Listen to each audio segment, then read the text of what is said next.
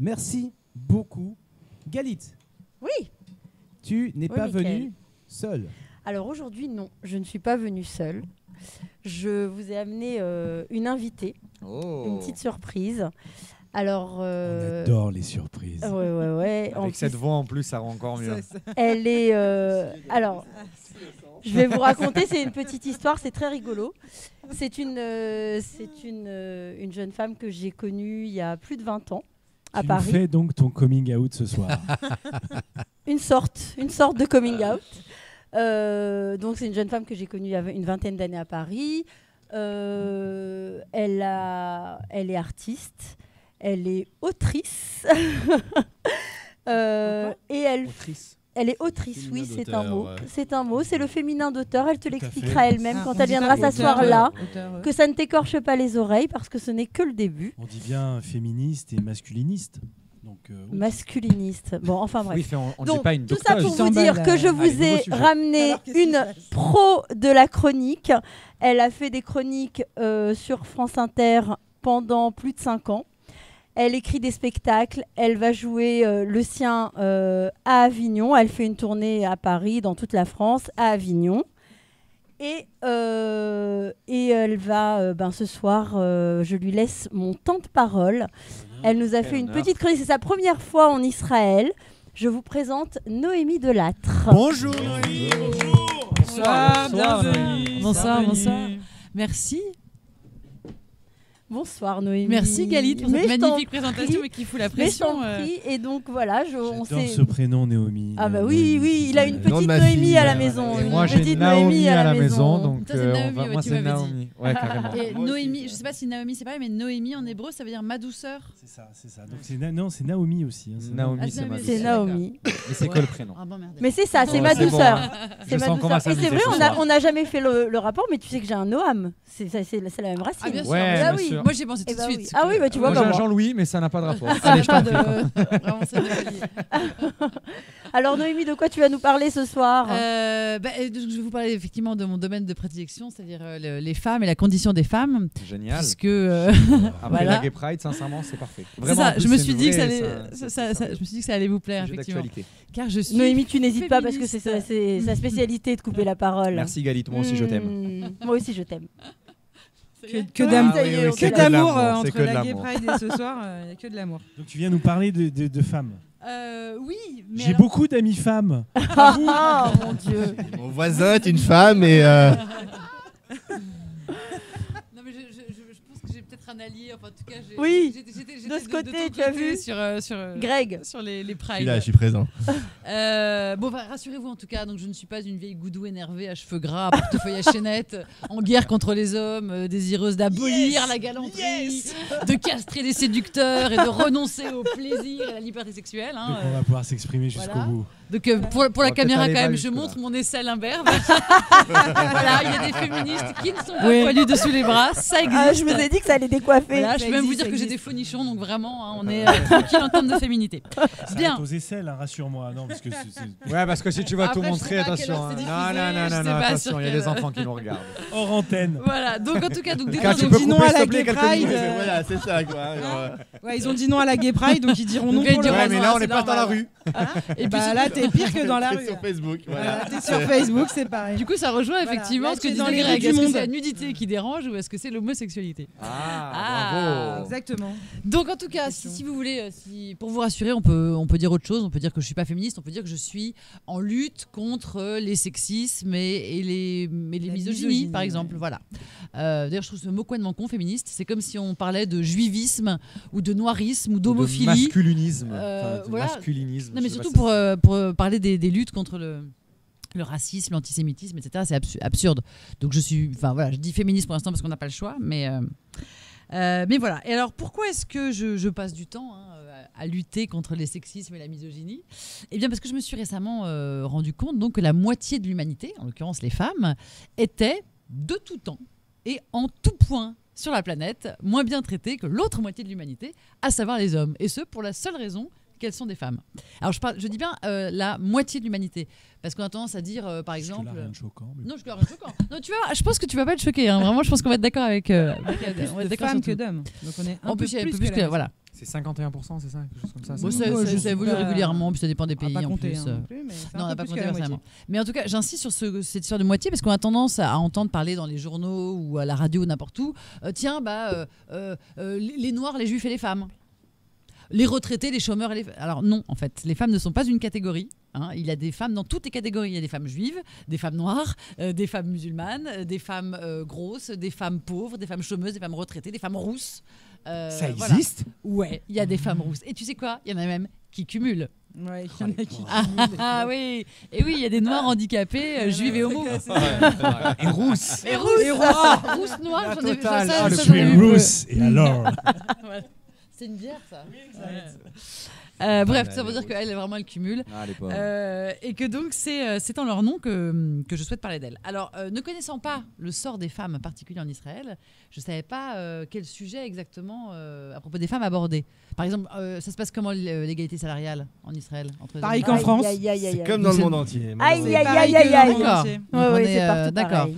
Et ça se passe comme... Ouais, même si en Israël, il y a le taux de femmes académiciennes et mamans le plus élevé au monde. Génial. Elle cumule académicienne et maman. Extraordinaire. Voilà, c'est ça qui est... D'accord, merci. Voilà. J'aime beaucoup ce truc.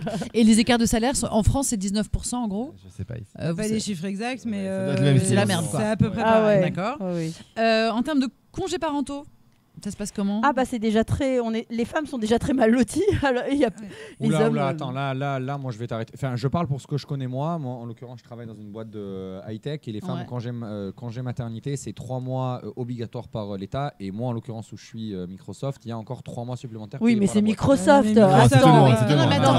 le but c'est de faire, oublie les trucs, oublie les traitements particuliers. Non, mais moi ma question. Légalement, c'est 3 mois de congé maternité. Et combien de congés paternité ? Cumulé, c'est-à-dire avant et après. C'est-à-dire si tu prends une semaine avant, 2 semaines avant, c'est déduit de tes 3 mois. D'accord. Et pour un papa, c'est 2 semaines. Et pour un papa, c'est 2 semaines. Je corrige, je fais l'avocat, mais c'est 6 mois permis. C'est-à-dire que c'est pas payé, mais c'est 6 mois. C'est 6 mois permis, en fait, c'est 3 mois payés. Le pas payé, on s'en fout. Mais en fait, la question qui m'intéresse moi vraiment, parce que je pense que c'est là que se situent les inégalités salariales ensuite, c'est combien de temps est obligatoire pour l'homme et pour la femme ? Pour l'homme, techniquement, il n'est pas obligé de prendre. Donc forcément, tu n'auras jamais d'égalité salariale en Israël tant qu'il n'y aura pas d'égalité de congé. Oui, mais ça voudrait dire que si une femme tombe enceinte, enfin si une maman tombe enceinte, ça voudrait dire que son mari prendrait 3 mois. Ouais. Suède, Danemark. Mais c'est permis, la loi ici le permet un papa de mais tant que c'est pas obligé, à la place de la maman. Mais tant que c'est ça. Mais tant que c'est pas obligé. C'est payé, hein. Je savais pas. Mais tant que c'est pas obligé, changer le rôle. C'est une personne du couple. Il peut prendre 6 mois s'il a enfin il peut. Donc il y a 6 mois maximum. Non, parce que en fait c'est toujours dans un couple c'est toujours le plus bas salaire qui va prendre évidemment le congé parental et comme c'est toujours la femme, voilà. Oui, parce que en fait le seul moyen qu'il y ait une réelle égalité à ce niveau-là, c'est plafonné. Le seul moyen qu'il y ait une vraie égalité à ce niveau-là, c'est ce qu'ils font en Suède, c'est-à-dire que si la femme prend 3 semaines, l'homme doit prendre 3 semaines. C'est obligé. C'est-à-dire que ça doit être réparti. Parce que moi, je suis patron, ok. J'ai le choix à compétences et diplôme égal entre une nana de 30 ans qui va me péter un congé mat de 3 mois minimum et un mec qui pourra jamais s'absenter en France moins de 11 jours, évidemment, je prends le mec. Faut pas être con, hein. Bien sûr. Donc voilà. C'est pour ça que je pose la question, c'est quand même assez... Partage des tâches domestiques. J'ai vu plein de papas hyper sexy avec des bébés en ballon de rugby comme ça. Très israélien. Alors, très israélien. Tu ne trouveras pas ça dans la communauté francophone en Israël, française en Israël. Mais par contre, en revanche, dans la communauté israélienne, oui. Dans la communauté laïque israélienne. À Tel Aviv, franchement, on voit c'est partage dans les parcs. Partagé, peut-être parce qu'en tant que femme, tu le fais plus attention, mais moi j'ai l'impression que c'est vraiment 50-50. Moi, je suis une mère indigne aux yeux de la société. C'est-à-dire que je ne suis pas du tout une femme de maison. Je bosse comme une tarée. Je vois pas mes gosses, donc je traîne pas dans les parcs. Donc je sais pas mes enfants, ils sont à la crèche dès l'âge de 6 mois. Et si je peux avant, ils y sont avant. Moi, je suis pas un cas d'école, un cas d'exemple. D'ailleurs, leur nom. Non, 50 € pour la session. Non, mais c'est vrai pour avoir. Tu as ta carte Maccabi parce que là, on a des gens qui peuvent. Alors pour avoir dans mon entourage beaucoup de familles israélo-israéliennes, ce qui veut dire qu'ils ne sont pas venus après avec la mentalité qu'on peut avoir nous francophones. Les papas sont ultra impliqués dans le. Moi, je suis marié avec une israélienne. Moi, je suis marié avec ma femme est israélienne et c'est. Enfin, moi aussi, elle t'a dressé, quoi. C'est ça que t'es en train de nous dire. Complètement, alors à 100%. D'ailleurs, il va devoir rentrer dans pas longtemps. Je rentre 2 fois par semaine à la maison plus tôt. Je récupère tous les gosses. Mais en fait, c'est ça. Moi, par exemple, j'ai un frère qui a grandi ici, donc il n'y a pas la mentalité française, qui est vraiment israélien, et c'est lui qui s'occupe de tout ce qui est dans les crèches, dans les écoles, etc., de chercher quelle est la meilleure école pour les enfants, parce que c'est surtout en fait que dans une boîte. Là, tu posais la question des tâches ménagères. Ça dépend. Ça dépend de la maison. Mais si tu veux parler, en fait, déjà, je pense que d'une manière générale. Rapport aux enfants, c'est que je trouve qu'en Israël, les papas sont super impliqués. Sont vachement plus impliqués que les papas en France. Mais déjà parce que culturellement parlant, dans une boîte, après, je parle que de mon vécu. Alors oui, c'est Microsoft, oui, etc. Mais c'est commun d'avoir des papas ou des hommes dans ma boîte et dans les anciennes boîtes dans lesquelles j'ai pu travailler, prendre des après-midi. Et tu n'as pas besoin de te justifier. C'est-à-dire que quand tu vas voir ton ou ta patronne en lui disant j'ai besoin d'une après-midi pour chercher mes gosses, on va pas te dire oui mais il y a la maman qui est là, pourquoi est-ce que tu veux le faire, alors qu'en France on va te regarder pourquoi tu prends une demi-journée, ça sert à rien, il y a la femme de ménage, il y a la nounou, il y a la femme, alors qu'en Israël ça ne choque absolument personne. En Israël tu as aussi cette mentalité un peu plus globale qui est pas seulement par rapport aux enfants, mais tu peux très bien dire aujourd'hui je sais pas, il est 4 heures, je me casse quoi. J'ai une vie, j'ai une vie, j'ai autre chose à foutre que travailler. Exactement. D'ailleurs, toi qui prônes l'égalité et à juste titre, tu constateras que sur Tandem, sur le plateau, nous sommes 3 hommes et 3 femmes actuellement. Et sache que les chroniqueurs ont tous le même salaire. Hein, c'est vrai. C'est vrai. À 6 chiffres. Après la virgule. 6 chiffres, mais 6 zéros. Le problème, c'est que c'est le même chiffre. Ça plaît beaucoup au chef, ce que tu viens de dire. Ça plaît beaucoup. Non, mais avec tous les placements de produits qu'on a fait, on va se payer. Là, on est bon pour ça. Attends, mais Microsoft, tu factures 2 Ah ouais, Microsoft. Tu l'as dit 2 fois. On verra qui vous paye. Ça fait 3 fois que tu dis Microsoft. Et dernière question sur les femmes en Israël. Tout ce qui est contraception, droit à l'IVG, etc., on en est où ? On est en retard au Moyen-Âge. C'est vrai ? Au Moyen-Âge. Ils ont besoin de passer devant des commissions qui vont autoriser c'est vrai, je savais pas. L'avortement. Ouais, c'est pas vrai. Après un certain délai. Non, c'est pas du tout. Attends, une gamine de 17 ans tombe enceinte, 16 ans. Elle prend la pilule du lendemain, ça ne fonctionne pas. Elle doit aller prendre une commission. Elle doit prendre un avocat. Je sais pas parce qu'elle est mineure, donc je sais pas. On va dire 18 ans. 18 ans comme ça. Ils vont lui demander la signature des parents, la pauvre. Il y a des commissions, oui, tout à fait. Oh l'enfer. Oui, d'accord, donc Moyen-Âge. Ah oui, je savais pas. Je savais pas non plus. C'est pour ça que généralement ils expliquent. Je pensais que passé un certain délai, tu avais besoin de justifier médicalement. J'espère que je dis pas une bêtise à 100%, je vais même vérifier. Ah bah j'espère. Non, mais par contre, est-ce que tu sais, Greg ? Beaucoup de bêtises, donc. Non, il a dit 0 bêtise. Il a été pertinent sur tout. Greg, est-ce que tu sais, parce que ces derniers mois, j'ai vu sur les bus des sortes de publicités ou de messages sur ça justement, sur l'avortement, etc. J'ai pas compris si c'était pro, anti. Il y a une publicité qui tourne beaucoup qui est contre l'avortement. Ah, c'est contre l'avortement. Qui est un groupe religieux qui est anti-avortement. Mais encore une fois, si je me trompe pas, on doit passer dans une commission. D'accord. Par contre, la contraception, il n'y a pas de problème. Ouais, Ouais. bah heureusement, ça serait vraiment abusé. Quoi. Oui. Non, mais je veux dire, enfin, il faut quand Alors, même, pas il trop faut quand même d'inception, pas ouais. oublier que tu es au Moyen-Orient, que c'est un pays qui est quand même assez Bah non, jeune. mais ça n'a rien à voir. Mais ça a à voir de fou. Ça n'a mais rien ça à a à voir. voir de fou. Ah, Je bah suis non. désolé. Bon, en tout Non, cas, le seul truc qu'il y a à voir, c'est la religion, c'est tout. ça, c'est sûr. Oui, Ne non, sachant tout à pas fait. donc à quoi m'en tenir sur les femmes en Israël, j'ai décidé de parler d'un sujet qui est encore tabou dans trop de pays et trop d'endroits dans le monde et qui touche toutes les femmes du monde, enfin en tout cas toutes les personnes qui ont un utérus, parce qu'il y a des femmes qui n'ont pas d'utérus et il y a des hommes qui ont des utérus. Alors là, ne rentre pas Attends, parce qu'elle a dit il y a des hommes qui ont des utérus. Elle t'a pointé le jeu, j'ai dit ça y est, comique. Ça y est. Daniel, Moi, je voulais vous je le suis dire. resté très old school, hein, donc voilà, m'initier. C'est d'ailleurs le plus pour âgé l'instant, de la tablée. Je te fais simple, je vais parler des règles. Attendez Voilà. 2 minutes. Ça m'a rappelé quelque chose, moi, ton histoire d'utérus. Rapport avec le poisson ou pas Non, écoute-moi bien. C'est l'histoire d'un Belge qui va pour la première fois. Pas belge. Ah, tu es Qu'est-ce qu'il y a, belge, Greg Greg. Donc c'est un Belge qui va pour la première fois voir des femmes de joie et il tombe pas sur la bonne, quoi. Il tombe sur une qui n'en est pas une en vérité. Et puis elle lui dit écoute, voilà mon tarif, c'est 20 € plus une bière. Donc il dit bon ben ça va. Donc il monte dans la chambre et puis elle se dit quand même, je vais quand même lui dire, il m'a pas l'air d'avoir compris. Donc elle lui dit au fait, faut que je te dise, j'ai pas d'utérus. Il lui dit c'est pas grave, je prendrai une Heineken. Parfait. C'est bon, bah. Merci Johan pour cette intervention Merci, pertinente. Johan. Merci pour l'accent. aussi. Donc, Il le fait sang bien, des il fait femmes, bien, il le fait donc bien. les règles, le sang des femmes, voilà ce sujet qui nous rend Oh là. débile, mais Gros qui nous sujet, rend gros sujet. fou. Enfin, je veux dire, c'est Pas fou du comme. tout. Nous, on a Nida, on applique Nida et on t'explique. Ah oui, ce que elle c'est. connaît. Non, Ah mais ouais, laisse la alors faire là, son ne truc rentre sur pas là-dedans parce que là, Nida. on est parti Bah, pour. si, mais bon, Non, non. Là, je pense que c'est Attendez, encore est-ce plus qu'on pourrait la poli- laisser faire ça Oui, plus compliqué Même que si la moi, Gay ça me Pride. touche pas. Je Pour une fois qu'on a t'expliquerai en quelqu'un. coulisses Ça- que ah, c'est merde. Nida. Tu verras, on va Bah, te convertir. Explique-nous, attends, on Alors, a en tout quelqu'un cas- qui vient d'arriver pour la première fois. Ne la Merci choquons pas dessus. Merci beaucoup de me laisser la parole, Avec plaisir. mais figure-toi que ça te concerne, puisque sans les règles, tu n'existerais pas. Exactement.